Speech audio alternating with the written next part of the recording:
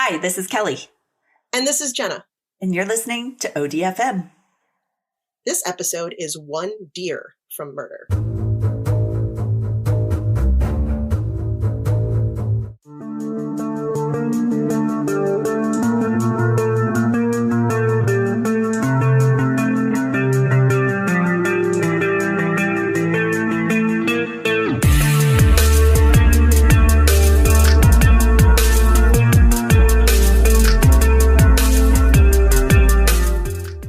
To get all Colorado on you here. Yay. Pretend like I know what the hell I'm talking about, which is great because, we have so many listeners that are, we do. We have a ton of Colorado. Right, and they're going to be like, this girl is very obviously from the Midwest. That's okay. I can supplement you. I can help you.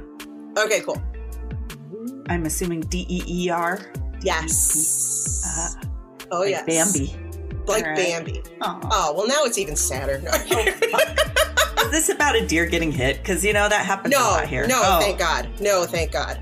But there is another part. Thank God it's just a human. Well, you just wait. There's more. Oh, shit. All right. This story takes place October 15th, 1995 in Western Colorado. Oh. Yeah, so we're going to have to see, you might know some of the stuff I'm talking about, and you're going to have to correct me when I start talking out of my ass, because I don't know what I'm talking about. If your ass starts talking, my ass starts talking, go take some Beano. Nice. Okay, so it was the second day of hunting season.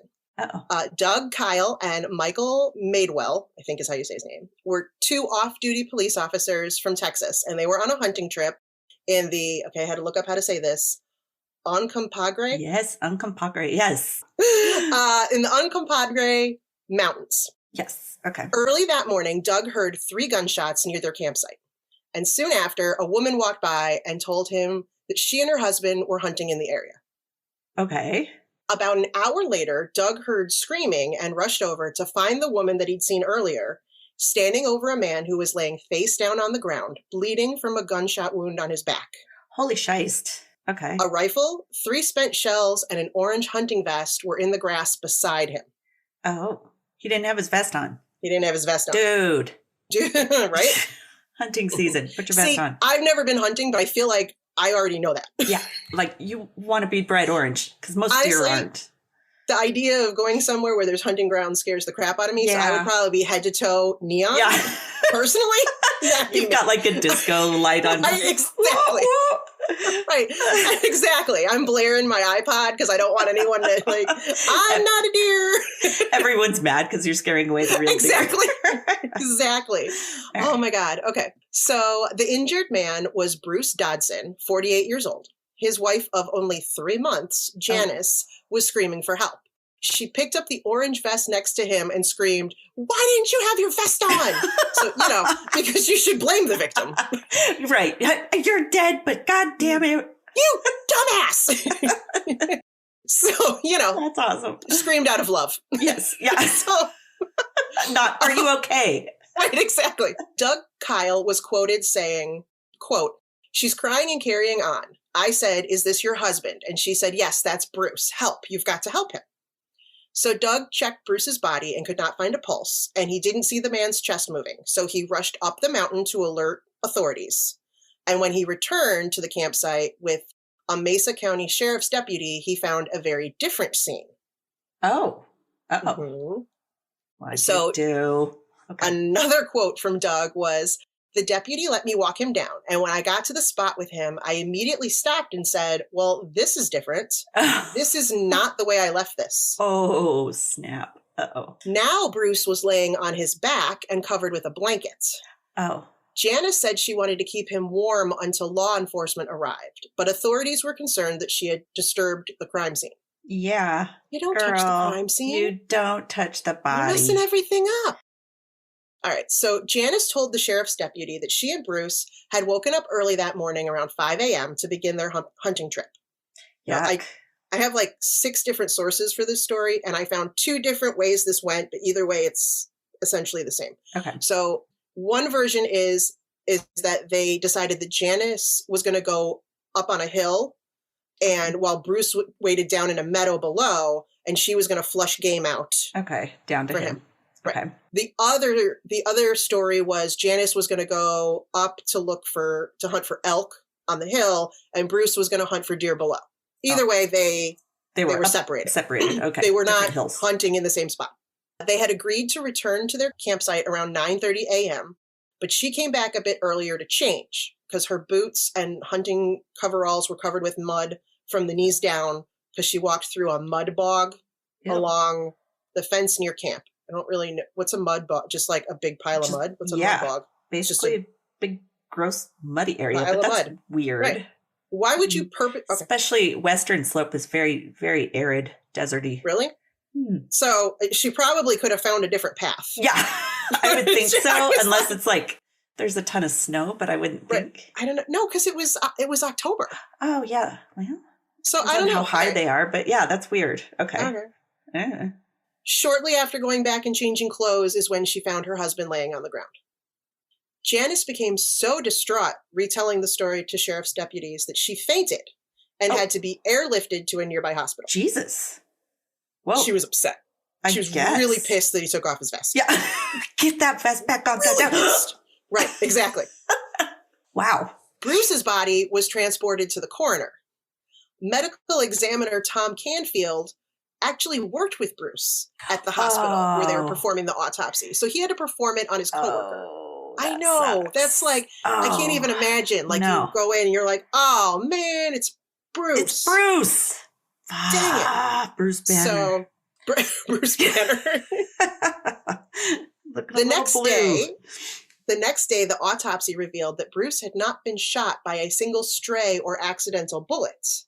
He had been shot 3 times. Oh. And so the cause of death was ruled a homicide rather than a terrible hunting accident. Like he's looking a little deery today. He must have looked very deery. Right? Stop walking on all fours, Bruce. Right, exactly. Don't wear antlers. Don't wear your antler hat. Yeah. It's not during hunting season. That's Halloween. Okay. Yeah. Bill Booth, an investigator for the district attorney's office, theorized that Bruce was walking along a fence line when he was first fired upon, and that the first bullet pierced his clothing but only grazed his skin. Ooh. It then appears that Bruce took off his vest to wave it around and start yelling to tell people he was not a deer. Because deer usually don't yell, not a deer. Human! Right, exactly. But then the second bullet was fired and he was shot in the chest. Oh my God. The third bullet struck him in the back, and based on the autopsy, it either hit him as he was falling to the ground or he may have been crawling away. Oh, wow. That's way worse. That's way worse. Ooh. They also discovered that the third bullet struck a fence post before it hit Bruce. Investigators traced the bullet's path to what they believed was the assassin's nest, where they found a spent cartridge from now I don't know how to say this, .308 caliber bullet. So 38 caliber? Holy cow. Neither Bruce nor Janice were hunting with that kind of weapon. Really? Yes. Okay. So I was thinking it was Janice. Okay. Think on that for a minute. We're going to take a short break. Okay. Think about that.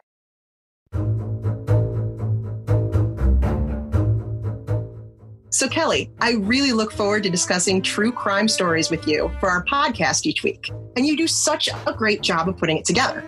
Thanks. Well, I use Anchor, so it makes it so easy. I love the creation tools. They allow me to edit and record right from my phone or computer without all the expensive or confusing software. And it's free. Wow, all that and it's free? Yeah. Plus, they distribute our podcast for us, so we can be heard on Spotify, Apple Podcasts, and so many more. That's awesome. And we can make money from our podcast with no minimum listenership, right?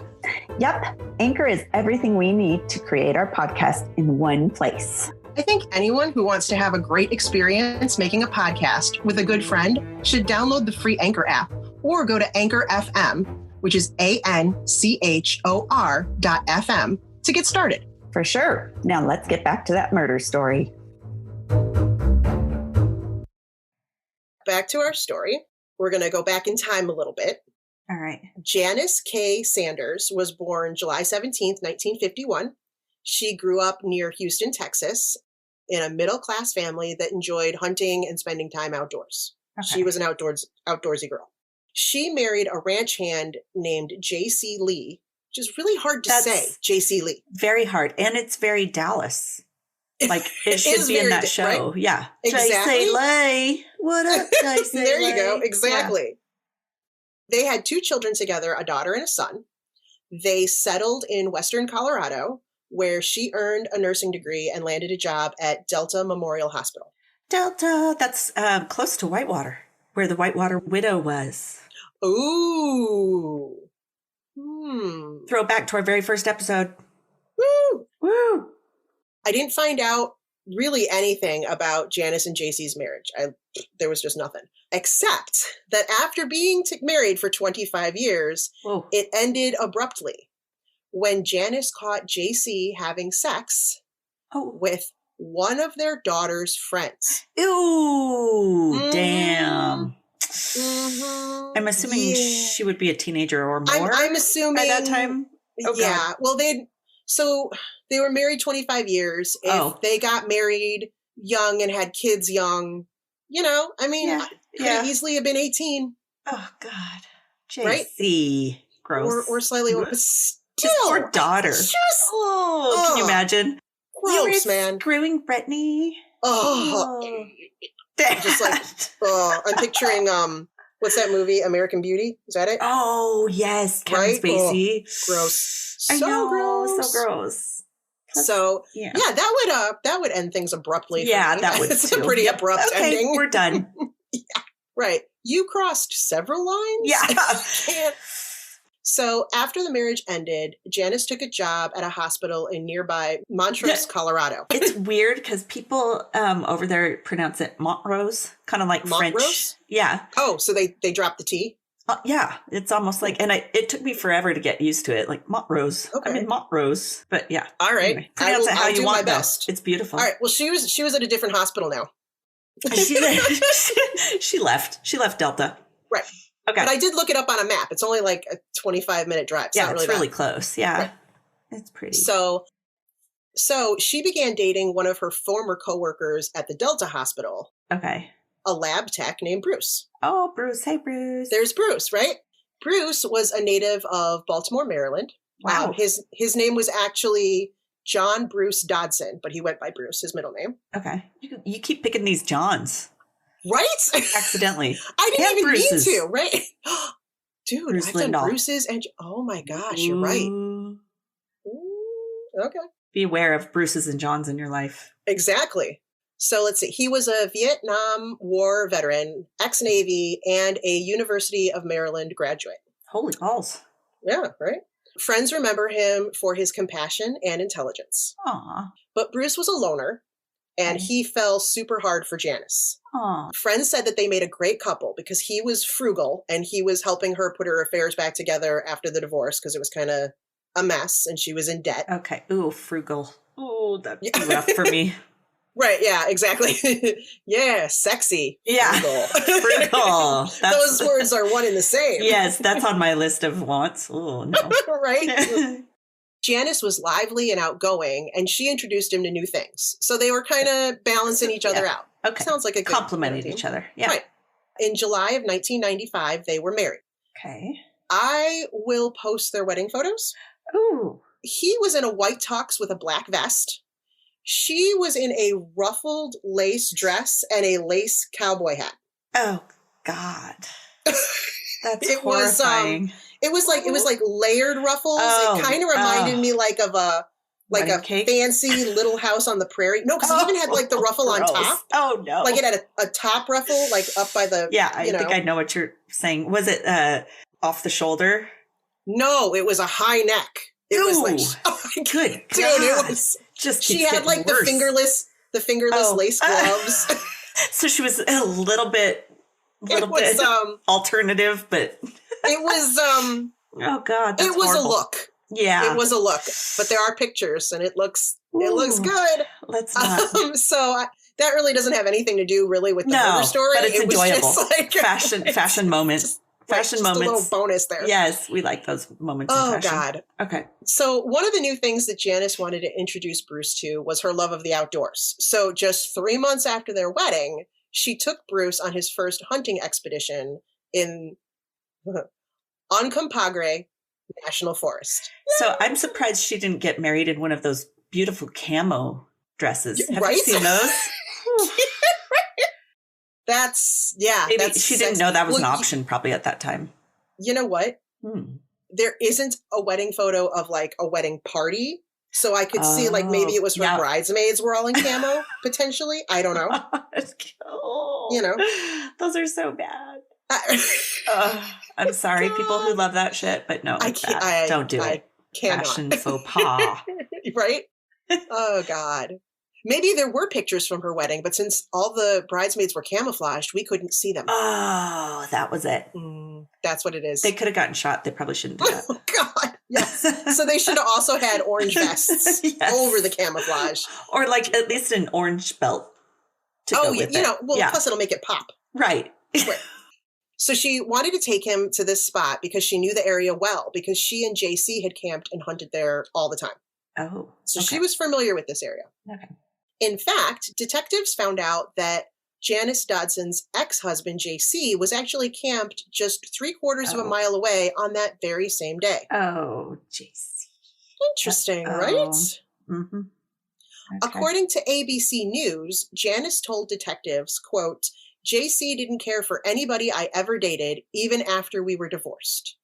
Who cares? Like, odd statement. Yeah, like what? He shouldn't. Who cares? Who cares what you think, JC? You're not married to her anymore. Right, exactly. That was just a strange thing, you know. He didn't like any of the people I dated before we got married. Yeah. Okay.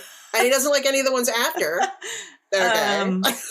Okay, well, he's not in your life super now. Thrilled about his new girlfriend. So maybe you both should stop judging each other and let each other go. I don't know. Exactly. So JC was questioned, but he had a solid alibi. He wasn't camping alone. He was with friends and his girlfriend. Oh, good. Is this the teen as far girl as I know, whatever? As far as I know, it was still her. Oh, God. I think. Okay, gross. And they were all hunting in a different area at the time of the shooting. Okay. They backed him up. Right. And the day before the murder, JC had reported a Remington or 38 caliber rifle and ammunition stolen from his campsite. Interesting. It was stolen, huh? And he reported it stolen. It's a little suspicious. It is a little suspicious. He also told police that just weeks before Janice married Bruce, he had received a strange visit from his ex-wife. She wanted to reconcile with him, but he wasn't interested. Because he had 20-year-old booty. So he's like, I've got perky boobs. I know. He was like, what else do I need? I'm good. Yeah. 25-year-old ones versus Another thing, like 50-year-old ones, whatever. Well, that's different.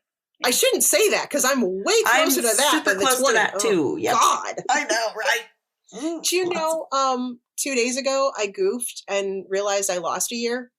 I was doing something and I said I was 44 and then I was like, oh my God, no, I'm not. I'm 45. I know. Son of a bitch.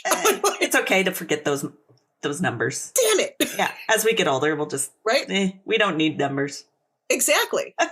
Another thing that bothered investigator Bill Booth was that Bruce and Janice had set up their campsite close to other hunters who had already been there first.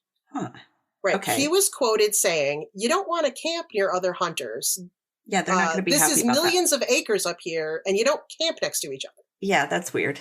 And, she should have known that, right? Yeah. If she's an avid hunter, she would know the protocol, right? Yeah. I mean, I might not know the protocol, but this girl better. Especially since she knew the area well, too. Mm-hmm. Right? Or she was like, we have to camp here. This is the one I know. See, now that's something that I would do. Yeah. I would be like, this is the only one I know. Yeah. So we're going here. I don't care. We're 5 feet from right. Exactly. All right. So Bill Booth and his partner, Dave Martinez, kept digging and discovered that Janice had been to the mountains just a few weeks before on a separate hunting trip without her husband. So either she's really loyal to this specific spot. Yeah. Or she's spotting out a spot. Exactly. Planning out something. Right. Bill Booth said, quote, "We believe at that point in time, that's when she set the scene. She knew that this was going to be the murder area. Investigators stopped looking at Janice as the grieving widow and started seeing her as their prime suspect. Yeah. They just needed to find a motive." Money. You're so good. Have you heard this before? No, but it's either money, sex. Yeah. Exactly. So,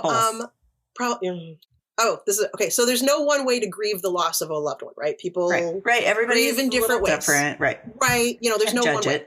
But Janice didn't appear to be grieving at all.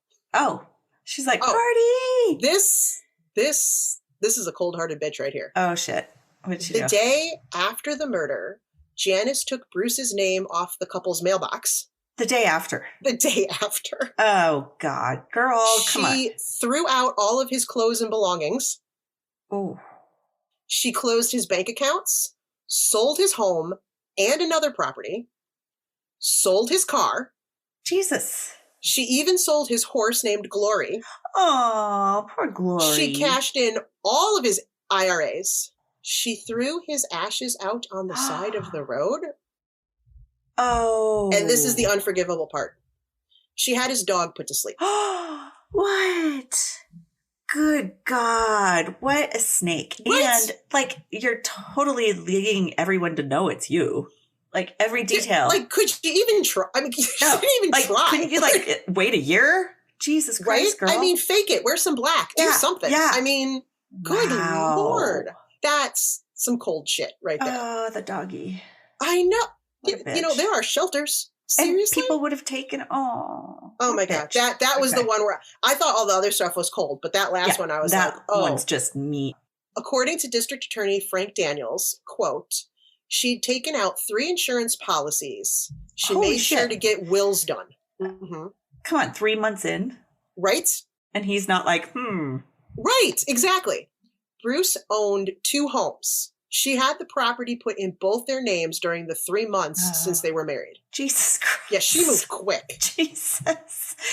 You would think he would question a little bit of it. Right? Plus, I'm sure she wasn't nice to the dog. Oh, you know what? If she wasn't nice to the dog when I was dating her, I'd have been like, this isn't working. That's a huge red flag. Yeah, you got to be nice to the dog. So, yeah. In the event of Bruce's untimely death, Janice stood to gain almost $500,000. Wow.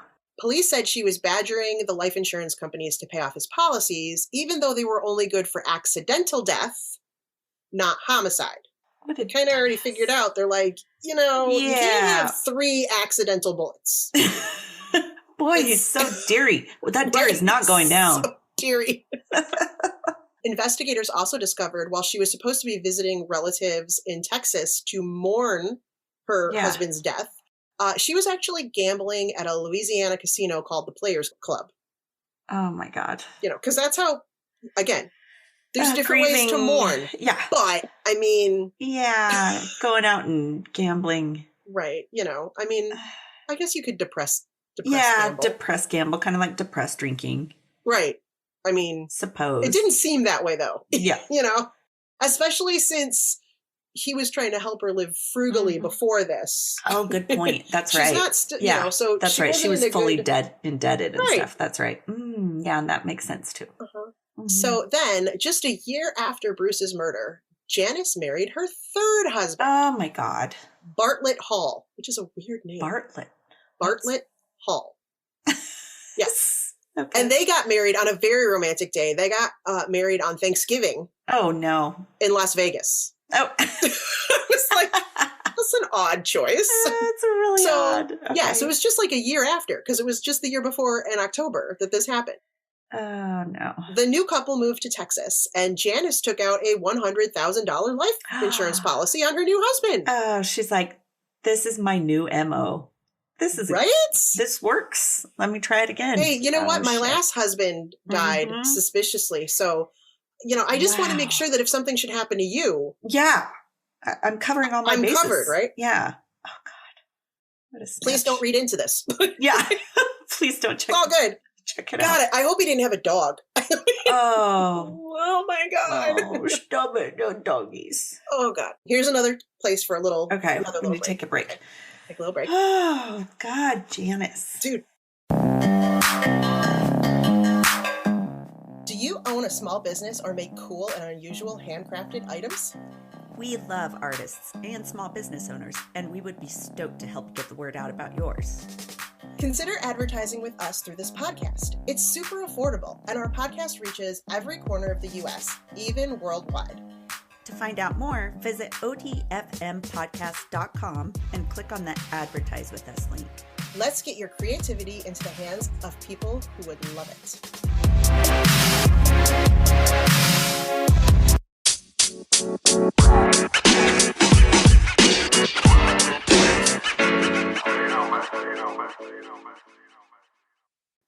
That's true. We're all talking about the dog, and poor Bruce is there like, I know, hey. poor Bruce is like, yo. Yo.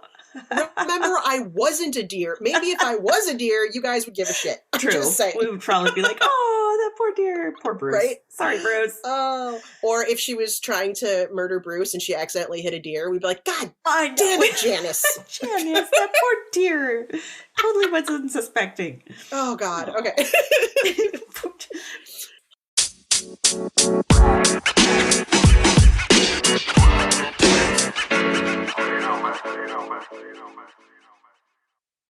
For nearly 3 years after the crime, police believed they knew when, where, and how the murder had been committed, but they couldn't connect their suspect with the murder weapon. Oh. So investigators Bill Booth and Dave Martinez returned to the crime scene during the summers of 1996, 97, and 98. Wow. All trying to search for the rifle and other evidence. Oh my God. Like, we got to find a way to pin this on Yeah. this girl, right? They combed the entire area, including ponds, with metal detectors in hopes of finding the rifle, but it still has not been found. Oh. To this day, can't find it. But during the final search of the cattle pond near J.C. Lee's campsite, Al Bieber, probably not related to Justin, but I don't know for sure. Probably, you never know. Don't know. Of NecroSearch International. NecroSearch. I want Do to you work know for them. Huh? I do. I would love to work for them. Oh, okay. It's so Like, cool. Okay. Yeah, that's what they do. Which is apparently, I looked it up, a nonprofit consulting company for law enforcement agencies, and apparently Kelly's dream job, aside from game show host. True. That's true. That's still number one, right? That's still on there. Yeah. Okay. Yeah. So this Al Bieber, Okay, Bieber. Al Bieber, the Biebs, he made a comment. He made a comment when they were searching that the mud in and around the man-made pond was bentonite clay, which is a clay that someone had to have brought there to stop the water from seeping out the bottom. It was not a naturally found thing. Oh, interesting. Okay. Right? So he just makes that comment. He's like, oh, it's been, he's just doing his nerd thing going, just so you know, this is called bentonite clay. And they're all like, all right, nerd. That's awesome, though. Okay. Okay. So that evening, Bill Booth and Dave Martinez camped near the crime scene. And they're discussing the evidence in the case when they remembered the dried mud that was found on Janice's clothing. It was white, like bentonite clay. Oh, that's awesome. They said if Janice had taken the rifle from JC's campsite, she most likely would have stepped in or fallen into the bentonite clay that drained across the road from the cattle pond. Mm-hmm. Janice had told police that she was returning to her camp on the morning of the crime and stepped into a mud bog and went to change, right? Right. Okay. So investigators gathered 3 samples of dried mud, one from the bog near Bruce and Janice's camp, one from the area around the pond near their camp, and one from the man-made pond and runoff near JC's camp that had the bentonite. The samples were sent along with the dried mud that they had recovered from Janice's coveralls back when they collected evidence on the day of the crime. That's so badass. So thank God they had saved that, right? Yes. And they sent it to the Colorado Bureau of Investigation in Denver. The dried mud found on Janice's clothing was consistent with the dried mud recovered from JC's camp. Yes. That is This amazing. was the break in the case that allowed police to put Janice in her ex-husband's camp to steal his rifle and ammunition.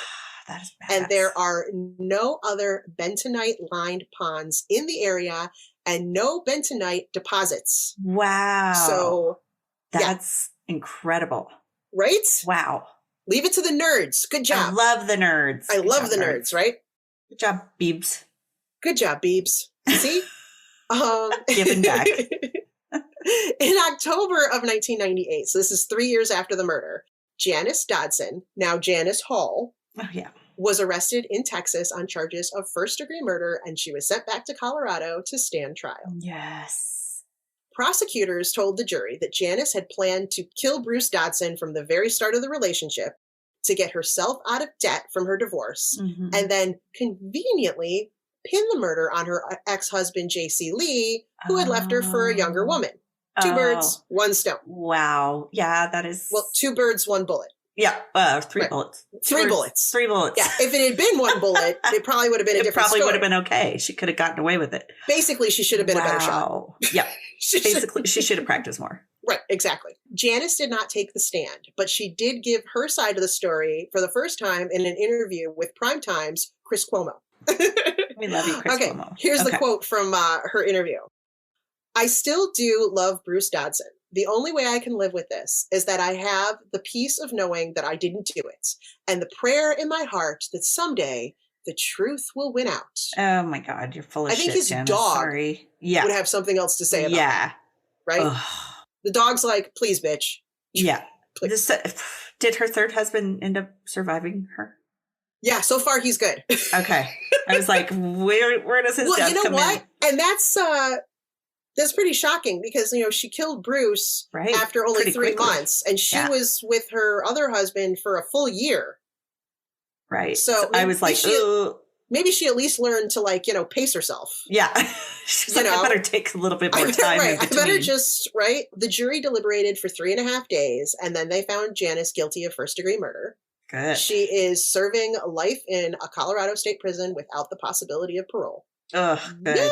Yay. She's probably with Miriam, the water widow. They're probably hanging, chilling together. They're hanging. Yeah. They're gal pals. Except Miriam trains dogs there now, so probably not this lady. Attorney Frank Daniels wrote a book about the case called Dead Center. Ooh. Which I think is inaccurate because she didn't do a very good job. Almost dead center. Whatever. Right, exactly. Off center? I don't know. Off center. 3 times. Oh, good God. 3rd time's a charm? I don't know. Oh, God. I'm so going to hell. I'm so going to hell. In his book, he says that if there had only been 1 bullet, there never would have been an investigation and the death would have been ruled an accident. She should have practiced. She should have practiced. She should have fucking practiced. That's all I got to say. You can't get nervous. You got to not shake. Right? Or so I've heard. Man. Or so I've heard. Right. And not breathe. Just calm. And like you asked before, the police still have never found the weapon that was used in the murder. Wow. And in one of the articles, and I checked, it's still missing. There are suspicions that it may have been purchased at a gun show or found by a hunter. And if anyone has any information on the missing Model 700 Remington 38 caliber rifle with the serial number D6844028, please contact DA Investigator Bill Booth at 970-244-1702 or DA Investigator Dave Martinez at 970-244-1869. Because, maybe we could be like the podcast In the Dark and we it doesn't really solve the murder. The murder's already solved. Yeah. But they still want the murder weapon. Right. We could just clean. We're still helping out. We're just we'll help from afar. Right. And if NecroSearch needs some volunteers. Right. Kelly's free. I'm here. Go search through some mud bogs. Oh, God. Yeah. Mud bogs. I love it. All right. So sources for this episode include abcnews.go.com, murderpedia.org, inquisitor.com, oxygen.com, the Montrose Daily Press, which, how am I supposed to say that? The Montrose, the Montrose Daily Press, and forensicfilesnow.com. Nice. So, a lot of info. Just 1 deer for murder. Just 1. Oh, that was a good one. Anyway, thank you everybody for listening to our story. Yeah, come back next week for another. Yeah, we're on a roll. We are. Yeah, it's season 3, baby. Season 3. Season 3. Stay odd. Stay odd with us, because we aren't getting normal, that's for sure. Now that we've started this podcast, it's not getting any better. It's just, it's all downhill from here. Just downhill, people. Go downhill with us, please. Yes, exactly. You don't want to be join alone. us. Join us. To see images from this story, follow us on Facebook, Instagram, and Twitter at ODFM Podcast, or on our website at odfmpodcast.com, where you'll also find a link to our merch store, where you can get awesome stuff like t-shirts, mugs, stickers, and more. And if the weekly podcast just isn't enough to fill your ODFM cup full, join our fan club on Patreon for more content like minisodes, bloopers, and discounts at our merch store. That site is patreon.com/ODFM podcast. And if you do love our bloopers and need more than we naturally do, which is a lot, buy us a glass of wine at buymeacoffee.com/ODFM podcast. Thanks for listening to another episode of ODFM, hosted by Kelly DeVries and Jenna Swanson. Production and editing by Kelly DeVries. Theme music by Eric Swanson. ODFM is a satirical true crime podcast for entertainment purposes only. The stories you hear are serious and true. The comments and opinions are not. We apologize if any of our content is harmful or disrespectful.